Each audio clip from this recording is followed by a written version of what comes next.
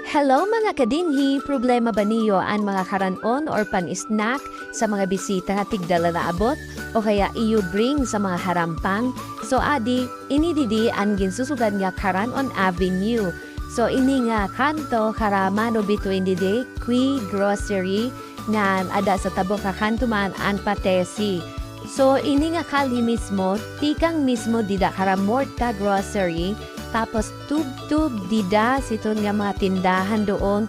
Pirmi dahamo ang karanon in aga, bisanin adaw na. Tapos may mga prutas pa doon, pwede ka mamalyo. Tapos hadila ito sa may pate si dapit, tub-tub nga dustun dito, ini nga kalit diretsula na to sa talipapa. Tapos nga to na ito ini, basta ini nga kalit ipakatin sa Barangay Manahaw. Ngan adto na sito lang ginsusugad nga halabaan. Daramo good ang imo mababalyo nga karanon. Dinhi sa palapag.